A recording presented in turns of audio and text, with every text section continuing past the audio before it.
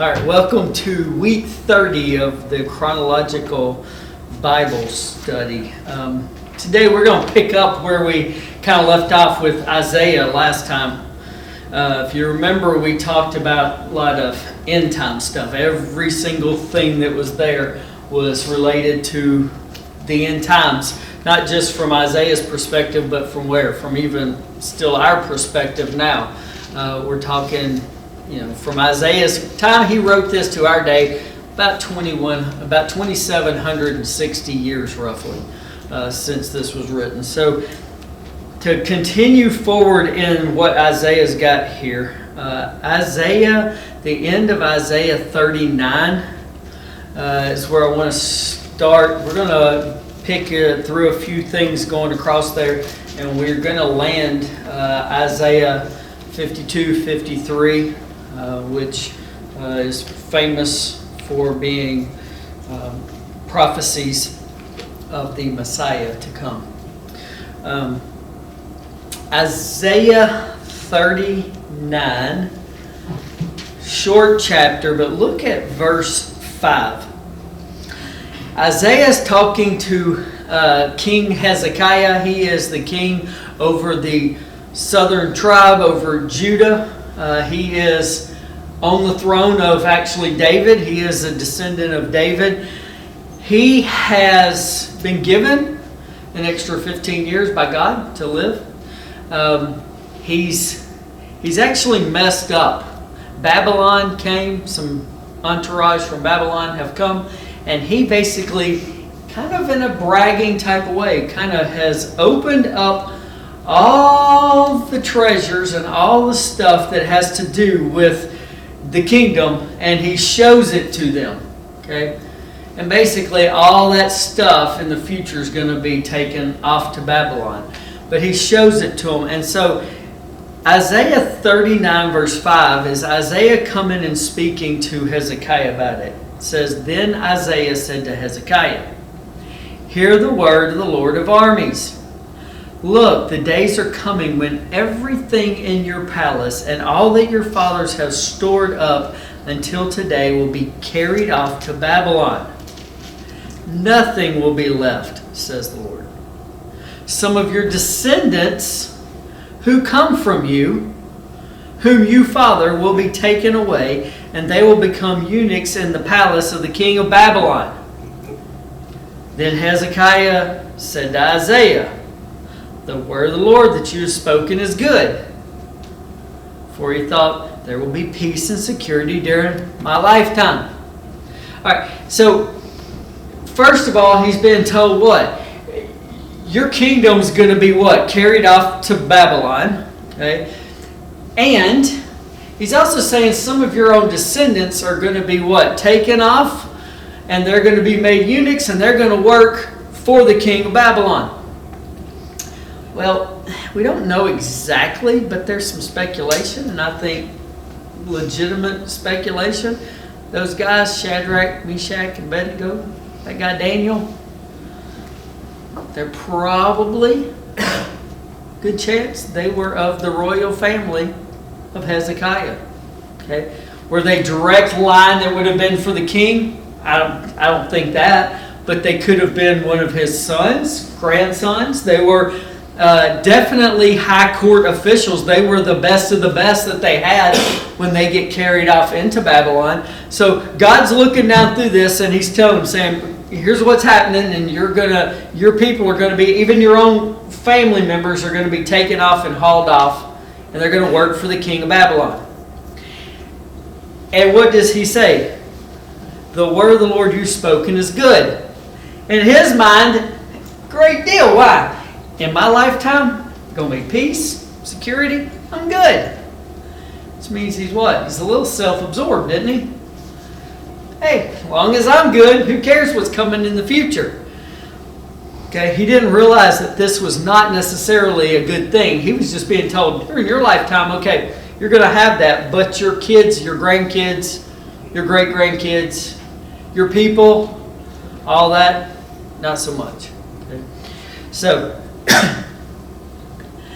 then look at at chapter 40, And this chapter starts off, "Comfort, comfort my people, says your God. Speak tenderly to Jerusalem and announce to her that her time of forced labor is over. Her iniquity has been pardoned, and she has received from the Lord's hand double for her sins."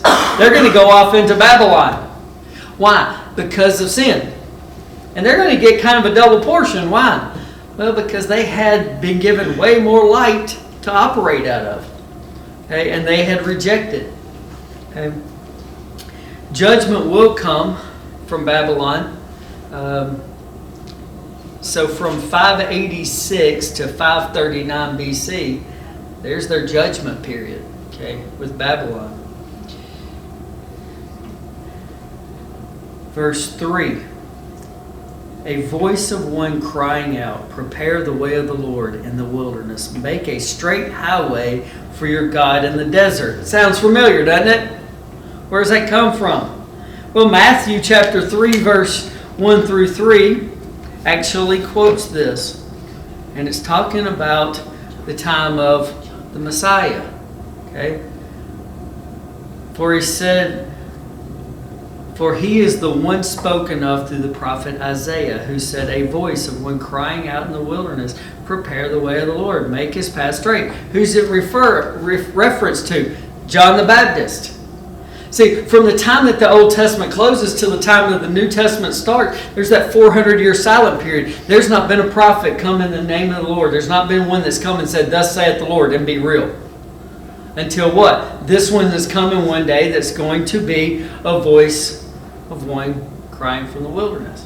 Okay, so if you kind of lay this out, this chapter, you've got the first part that, hey, your iniquity is going to be pardoned. You're going to come back. You're going to go to Babylon, in which they are going to go to Babylon, and they're going to be there. And then there's going to be this period where they get to start coming back. Now they're never going to get the land back the way it was. Okay, by the time they get back in there, by the time you get to Jesus' day, who's in charge? Rome.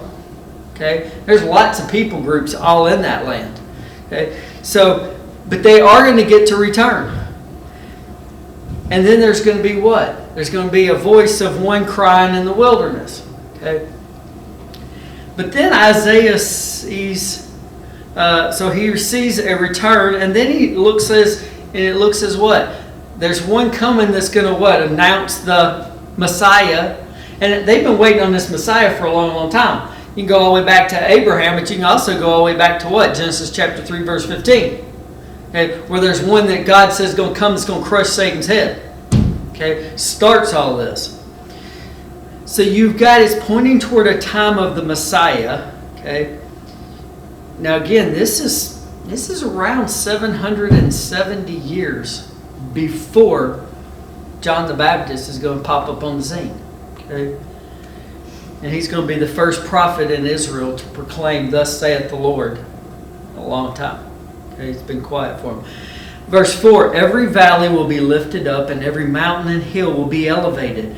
The uneven ground will become smooth, and the rough places a plain. The glory of the Lord will appear, and all humanity together will see it, for the mouth of the Lord has spoken." This is kind of end times. Okay, so what's Isaiah seeing here? They're going to come back from captivity. There's going to be what appears to be the Messiah is ready to come on the scene. And then you're going to have kind of this end times point in time where God's going to be in control of everything again. Okay, kind of end times. A voice was saying, "Cry out." Another said, "What should I cry out? All humanity is grass, and all its goodness is like the flower of the field. The grass withers, the flower fades. When the breath of the Lord blows on them, indeed, people are grass. The grass withers, the flower fades, but the word of God, what? Remains forever." Okay. God, it looks like there's this layout, right? They're going to come back, the Messiah. Then you've got, there's going to be the reign of God on the universe. He's going to be here on the earth. He's going to reign. Okay? And based on what? His word remains what? Forever. Verse 9, "Zion, herald the good news. Go up on the high mountain, Jerusalem. Herald the good news. Raise your voice loudly. Raise it. Do not be afraid. Say the cities of Judah, here is your God. See, The Lord God comes with strength, and his power establishes his rule. His wages are with him, and his reward accompanies him. See, Israel's going to what? They're going to see their Messiah. Okay? They're going to see their Messiah. And when you look at something like Isaiah, and he's talking about this stuff, it would be real easy to understand why, when you get to Jesus' day, why did the massive amounts of the Jewish people believe that the Messiah was going to come and rule and reign and kick Rome out? Well, based on just this, if that's your timeline, you're thinking the Messiah comes, Rome's in charge, and guess what? He's going to overthrow Rome, and we're going to be sitting on top of the food chain again. Okay? And you can understand how they would get there from that. Problem is, they don't see all the pieces as God unfolds it, even in Isaiah. Okay, as Isaiah unfolds this to us. All right, so you've got kind of that layout. Now, go to Isaiah 45. Isaiah 45. I remember when I first started studying all this a long time ago. When I came to this and realized what all this was, it's kind of cool stuff when you look at this. The end of chapter 44 and the beginning of 45, God's going to name off a guy here. The last verse of chapter 44 says, "Who says to Cyrus, my shepherd, he will fulfill all my pleasure, and say to Jerusalem, she will be rebuilt, and of the temple its foundations will be laid." And then look at chapter 45, verse 1. "The Lord says this to Cyrus, his anointed, whose right hand I have grasped, to subdue nations before him and disarm kings, to open doors before him, and even city gates will not be shut. I will go before you and level the uneven places. I will shatter the bronze doors and cut the iron bars in two. I will give you the treasures of darkness and riches from secret places, so that you may know that I am the Lord. I am the God of Israel, who calls you by your name." Now, why is this interesting? Isaiah writes this 100 years before Cyrus is ever born, and roughly 140 years before it's ever going to be fulfilled.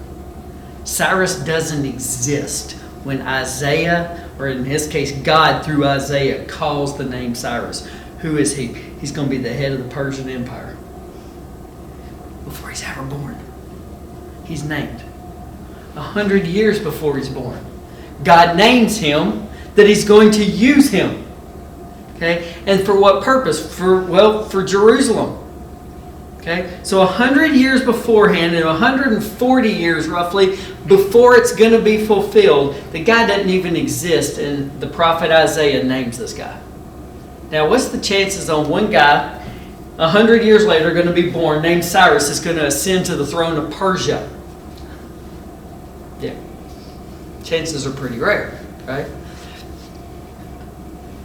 Verse 4, "I call you by your name for the sake of my servant Jacob." Who's he doing this for? Israel. Okay? "And for my chosen one, and Israel my chosen one, I give a name to you, though you do not know me." God's looking down the corridor of time. He knows Cyrus is coming. God names him. But he also tells him, you don't know me. Okay? And I don't think Cyrus probably ever knew. Okay? It wasn't that God looked down and said, hey, here's a guy that's going to walk with me and follow me. You know, he never knew him. Okay? But God knew him, and God was using him. And God's going to use him for one purpose, for Israel. Okay? Verse 5, "I am the Lord, there is no other. There is no God but me." Now, what's going to take place? Why is he going to use Cyrus? Well, remember, they're going off to Babylon. Okay? Babylon's in charge. Nebuchadnezzar's going to take Daniel and all of them, and they're all going off into captivity. And they're going to get to the end of their captivity period, and what's going to take place? Y'all remember the night there was the time where Nebuchadnezzar, well, actually, I think it was his son or grandson, is still on the throne. There was the handwriting on the wall. Okay? Well, that whole handwriting on the wall took and put the Medes and the Persians in charge, and that very night took over Babylon. King Cyrus, there was a guy there, and King Cyrus agrees to let them do what? Go back and start rebuilding Jerusalem.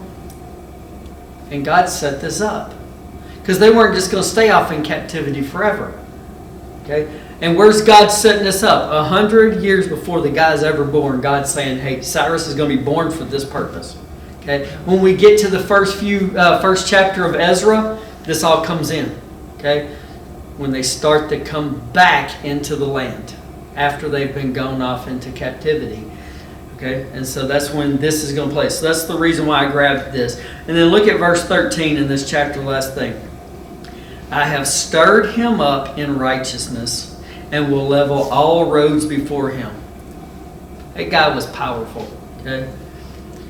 He will rebuild my city and set my exiles free, not for a price or a bribe, says the Lord of armies. He's not going to get anything out of it. It's not going to be somebody going to have to go over there and offer him anything. Heck, he already has everything. He's taken the riches of Babylon. Okay? Matter of fact, when he got the riches of Babylon, he got the riches of all of it. Okay? Nobody's going to bribe him. Nobody's going to talk him into it. He's not going to go, you know what, I'll do this as long as I... He won't do any of that. And when he gets to the throne and when he's in charge, it's going to cost him. Go back and rebuild. He's going to give them all the things that they need to what? Rebuild Jerusalem. He's going to give it to them. Which God says this when? Several hundred years beforehand. Okay? God says he's going to get no payment for it. He's just going to do it. Okay? So God has all this in mind. He's got a plan here going. Now, move over to Isaiah chapter 51. We're moving along through our survey of this part of the book pretty good. Isaiah 51, verse 1 says, listen to me, you who pursue righteousness, you who seek the Lord. Look to the rock from which you were cut, and to the quarry from which you were dug. Look to Abraham your father, and to Sarah who gave birth to you. So here's Isaiah, and he's making this prophecy, and he's telling these people who are who? They're from who? Abraham, right? Abraham and Sarah. Okay.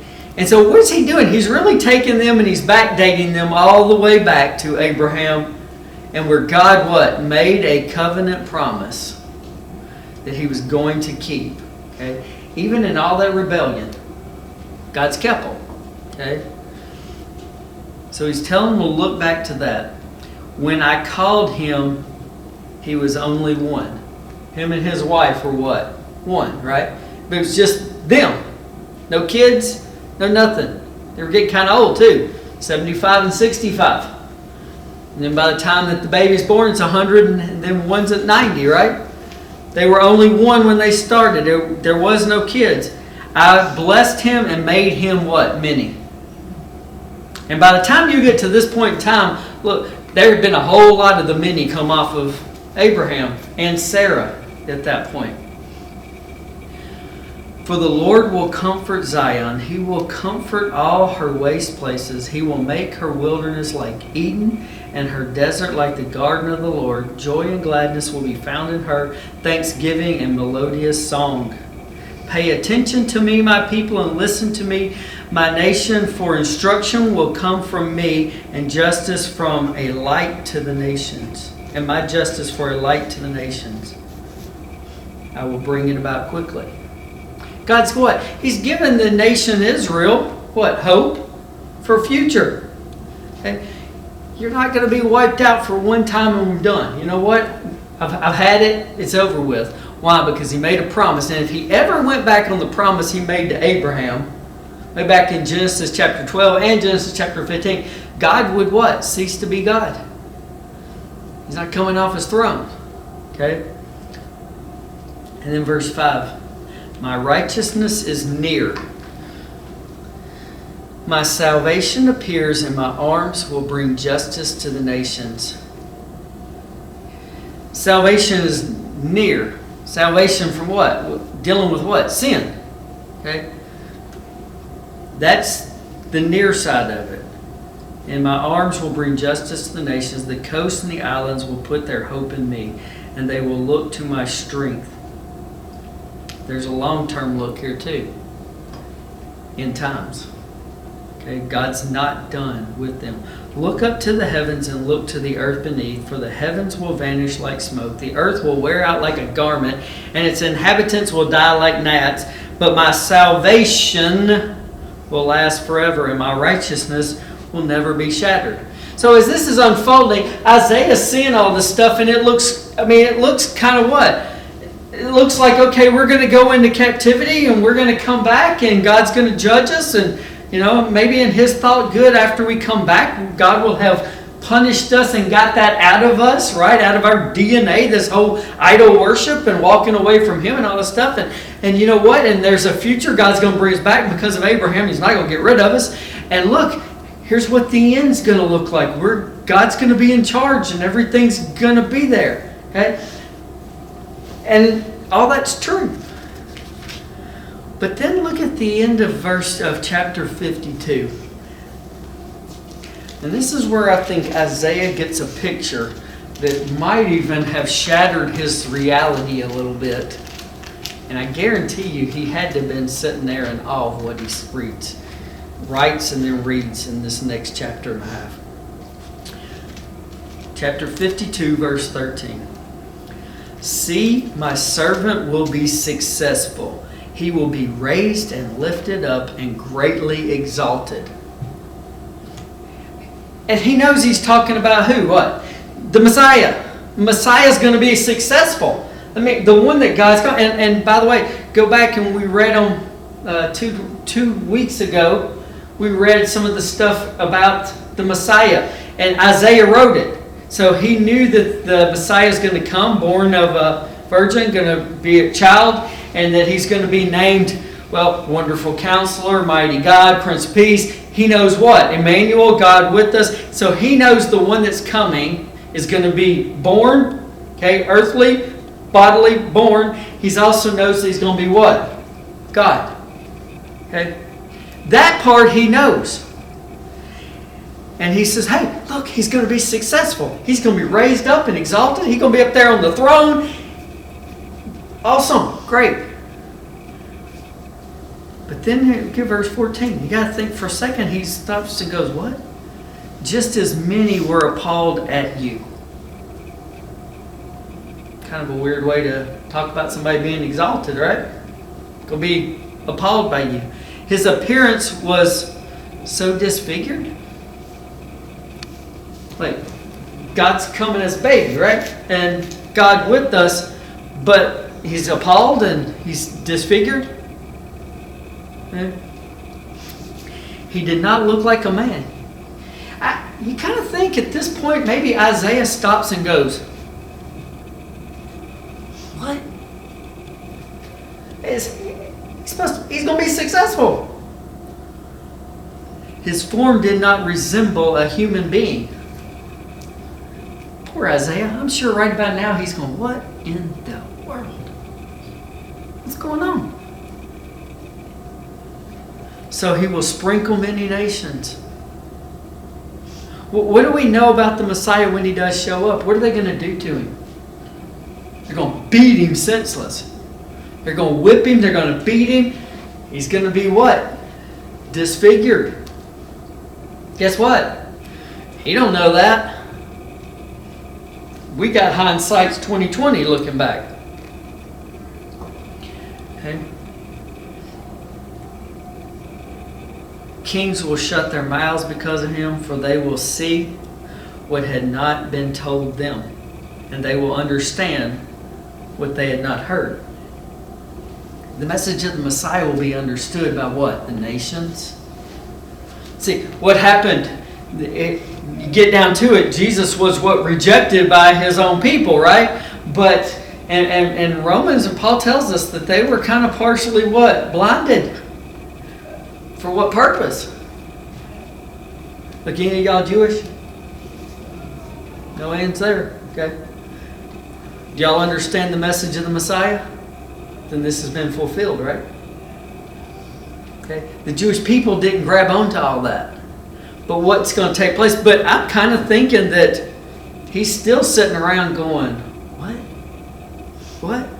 Matter of fact, in case you're wondering, Paul does take that last part there and uses that as part of Philippians chapter 2 when he talks about because of their hardening, because of their Messiah and the rejection of it, that the gospel will go out where?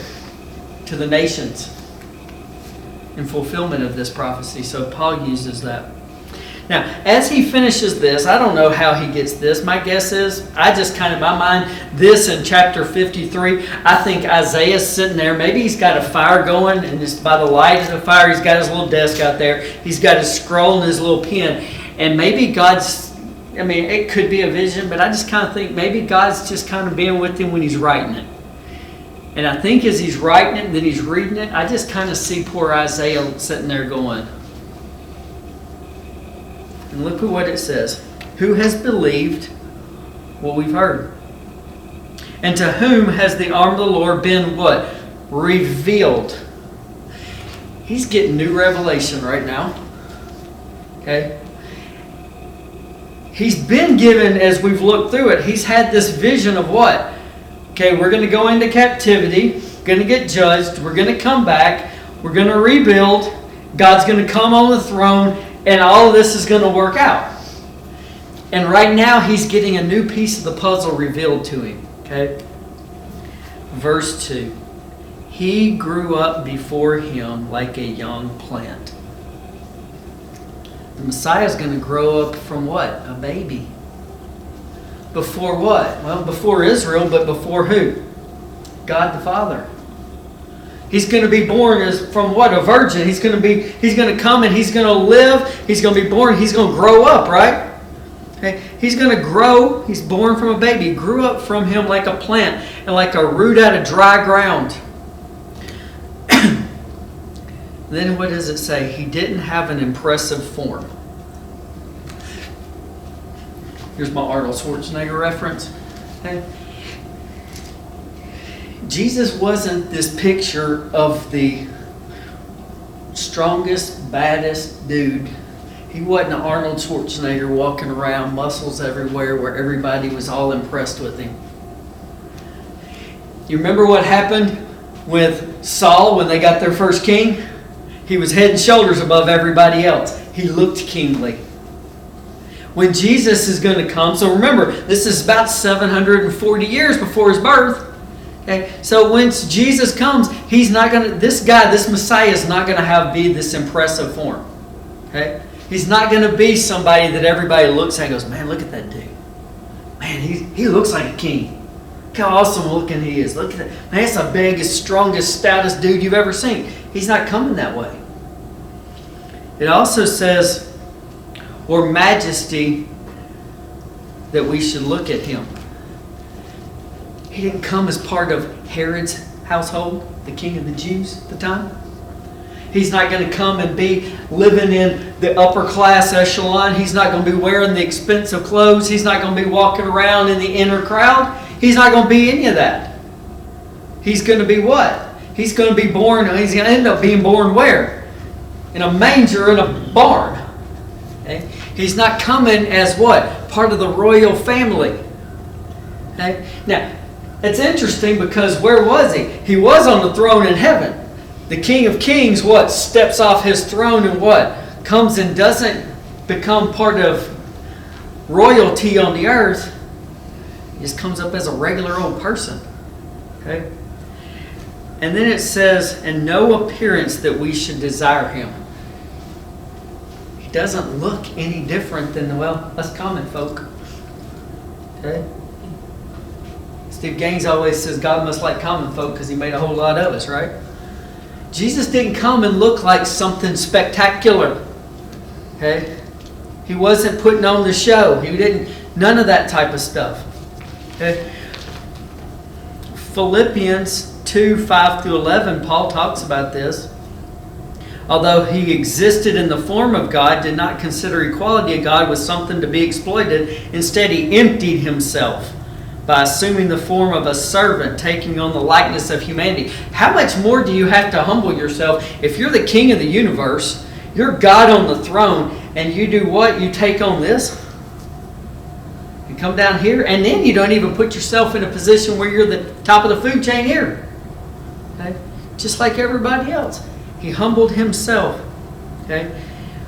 And when he comes as a man, he humbled himself and became obedient to the point of death, even death on a cross. Okay?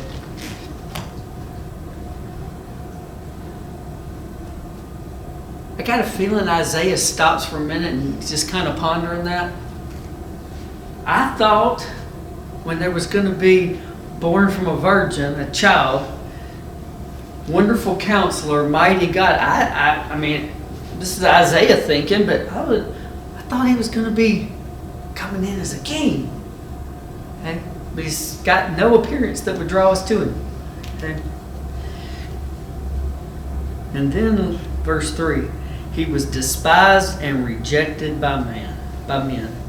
A man of suffering who knew what sickness was. He was despised and rejected. You got to think now, Isaiah's like, wait a minute, hold up. Our Messiah, we've been waiting for him for 1,000 years. Surely we wouldn't reject him. Okay? He was despised and rejected by men. A man of suffering who knew what sickness was. He was like someone people turned away from and was despised, and we didn't value him. The Messiah despised? God despised? This got to shake his thought process, because again, he's been thinking what? All right, it's been bad. We're going to get judged. God's going to bring us back. Our Messiah's going to come. He's going to go to the throne, and he's going to rule the world. And then he's got to be sitting here just like, what in the world's going on? As this is unrolling out, unveiled to him. Okay? And verse 4, yet he himself bore our sicknesses and carried our pains. Where did that stuff come from? The fall? Part of the curses. Okay? These are what? The effects of sin. Yeah. Hey, any of y'all ever hurt? Got pain? Blame it on the fall. Okay? Sin caused this stuff, right? Okay? But he's going to carry that. So he himself, who? The Messiah. Okay? Going to carry our sickness, our pain. But we in turn regarded him stricken, struck down by God and afflicted. Now y'all remember last week, I don't know if we did it on camera, but I talked about it every place last week, after the fact anyway. If you're being saved, what are you being saved from? And the answer is you're being saved from God. Okay? If you are standing before him, you need to be saved by him. What does this talk about? The Messiah is being struck down by what? By God. He's the one that's in taking what? Going to take our place. Okay? So while we get saved from God, he did what? He took it. Okay? He's struck down by God and afflicted. But he was pierced because of whose rebellion? Ours. Our rebellion. Crushed because of our iniquities. Can you imagine Isaiah writing this? He's been on one track, and all of a sudden this comes to him and starts laying this out. Our Messiah's coming to what? Apparently our Messiah's coming to what? Deal with the sin problem before he is coming to deal with the king on the throne. Okay? He's coming to deal with sin. Punishment for our peace was on him. We are healed by his wounds.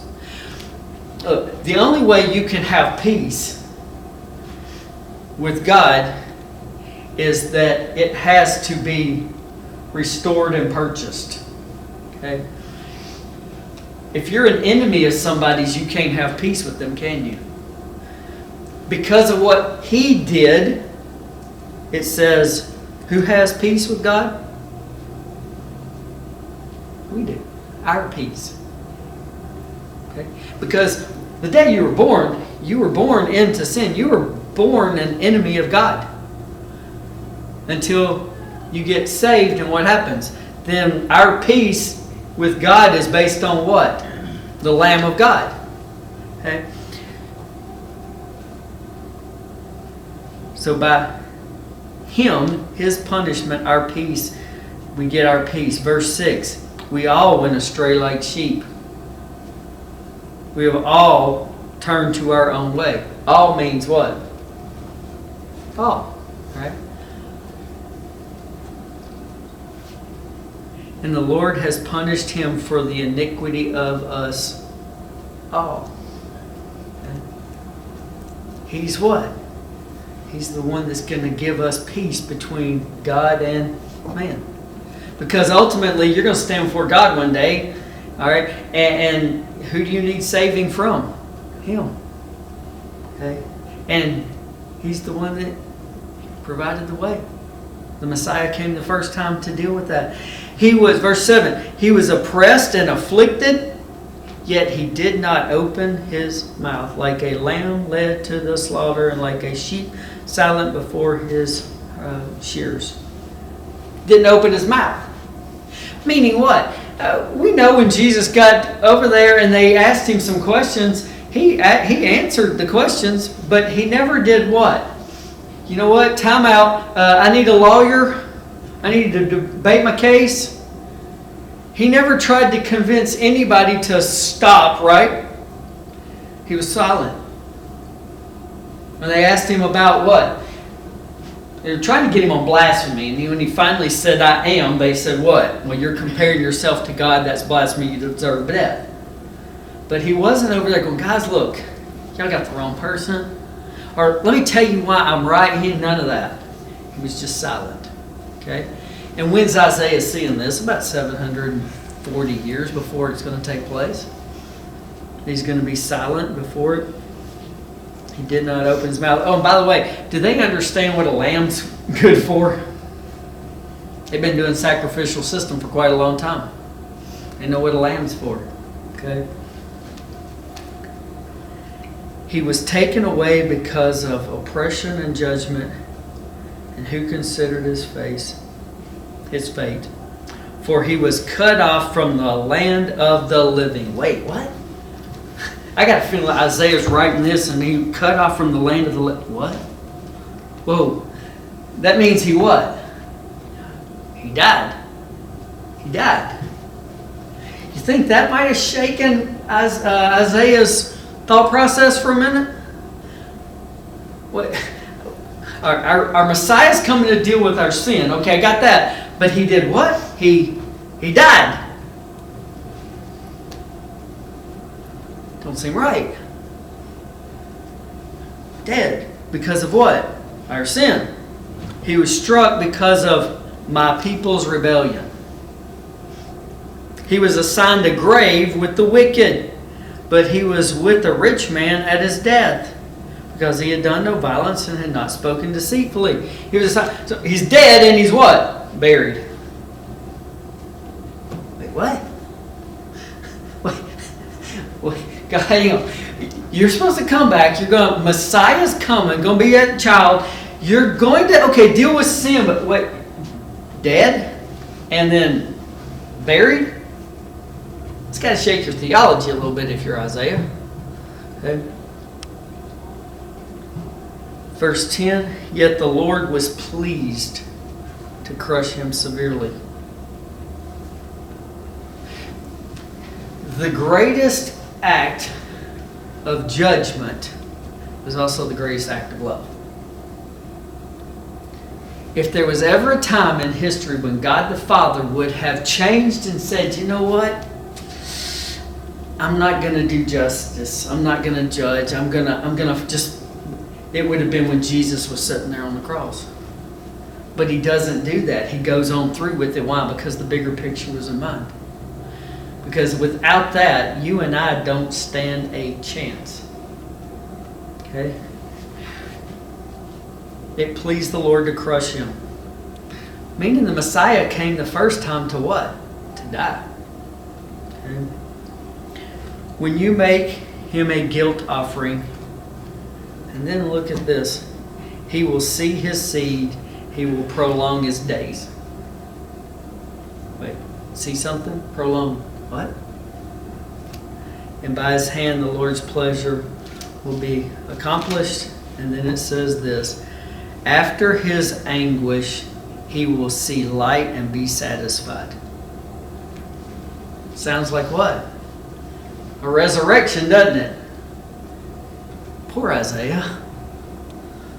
Wait, the Messiah has been beaten, crushed, dies, goes in a grave, but he's going to what? See light.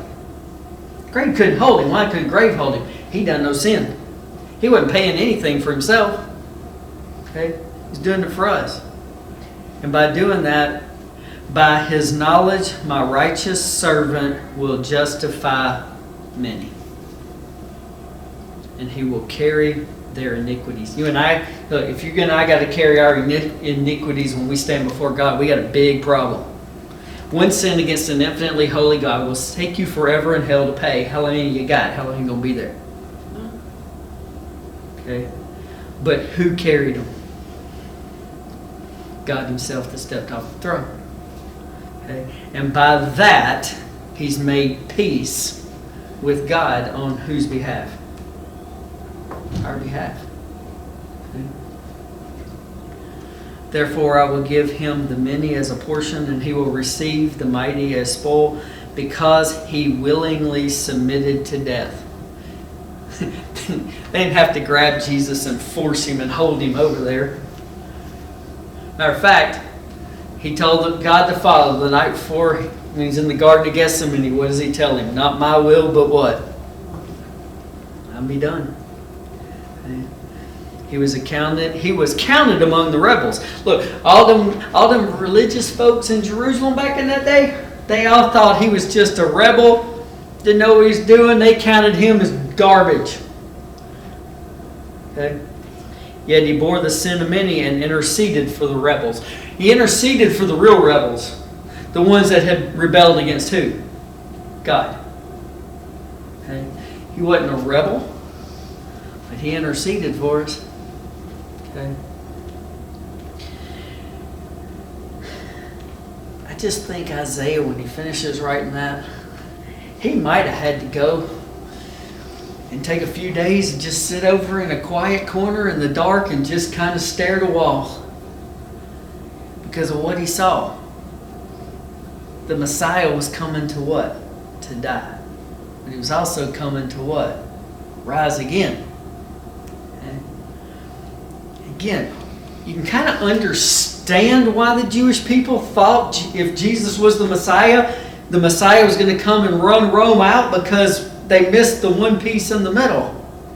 The first time the Messiah comes, he's coming to deal with what? Sin. Okay, coming to deal with sin. Last thing, chapter 55. Come, everyone who is thirsty, come to the water, and you without silver, come buy and eat. You ain't got no money, but come on and buy it anyway. What does that mean? It's a gift. Come everyone who's thirsty. Come buy wine and milk without silver and without cost. Come buy it, but it doesn't cost you nothing. It's a gift. It's a gift. What is salvation? He just comes off of this stuff over here where, hey, the Messiah's coming. He's going to do what? He's going to go pay the price. Look, you can't buy it. It's not for sale. You can't buy it. Why do you spend silver on what is not food and your wages on what does not satisfy? Listen carefully to me and eat what is good, and you will enjoy the choices of food. Pay attention and come to me. Listen so that you will live. It's a free gift. Free gift. No matter how much somebody wants to purchase it, you can't purchase it. Why? It wasn't for sale. It was God's plan. God purchased it. We got nothing we bring to the table. The only thing we bring to the table is what? Our sin. It's a pretty good exchange, right? Our sin, salvation. Really kind of a no-brainer when you think of it that way. Okay. Isaiah sees all of this, and he sees the Messiah, and he sees salvation, and he writes it down, and it's really amazing that the Jewish people in Jesus' day, they missed it. It wasn't like he kept anything in secret. He was performing miracles. He was speaking truth. But guess what? His own people did what? Lived out what this said right here. They rejected it. And based on that, who picked it up? The nations. Okay? God's not done with Israel. There's a future time for Israel. Okay? God's not done with them. But this pinpoints the Messiah through this. That 740 to 770 years later, all is going to take place. And then we now look back on it. So anyway, I think throughout Isaiah, the survey through this that we've been doing, kind of interesting.